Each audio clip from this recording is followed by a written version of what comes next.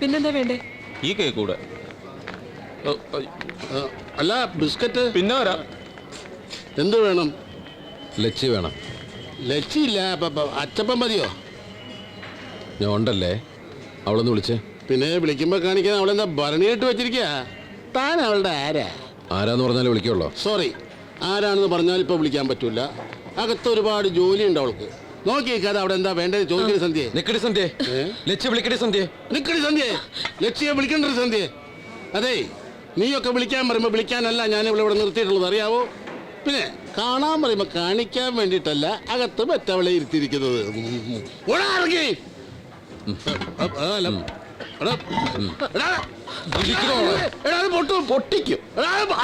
ഞാൻ പൊട്ടിക്കും. ഞാനും പൊട്ടിക്കും. വിളിക്കും ഞാൻ. എടി സന്ധ്യ. എന്താ? എടി ലക്ഷ്മി. മാറിയോ?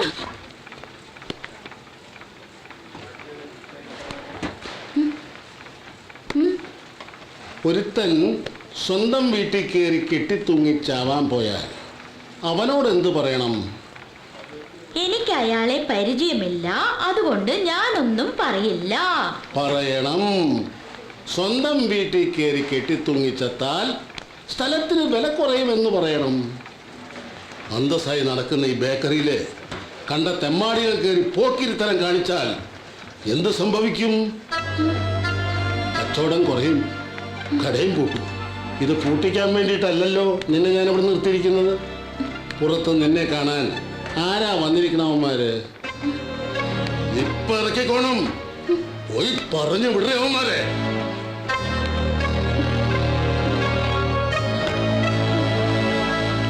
ഒന്ന് പുറത്തേക്ക് വന്നേ.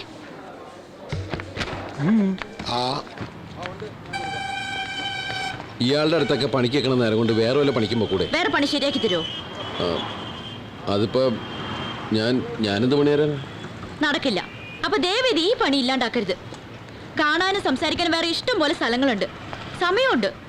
ആകെപ്പാട് ജീവിക്കാനുള്ള ഒരു മാർഗ, അതില്ലാണ്ടാക്കരുത്. ഇതിനൊക്കെ കാരണം ചേറ്റയാ. മര്യാദക്ക് ഒന്ന് കാണിക്കാൻ പറഞ്ഞപ്പോ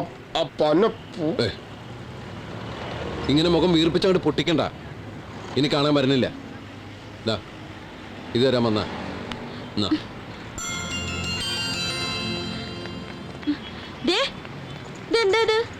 കഴുത്തിലൊരു സ്വർണ്ണമാല കിടന്നപ്പോ കാണാൻ ഒരു ചന്തം ഉണ്ടായിരുന്നു, അതുകൊണ്ട് ഇട്ടേക്ക്. ഇടാം, പക്ഷെ ഒരു വാക്ക് തരണം. എന്ത്? വേലയെടുത്തുണ്ടാക്കിയ കാശ് കൊണ്ടാണ് ഇത് വാങ്ങിച്ചതെന്ന് തലയിൽ തൊട്ട് സത്യം ചെയ്യോ? അല്ലെങ്കിൽ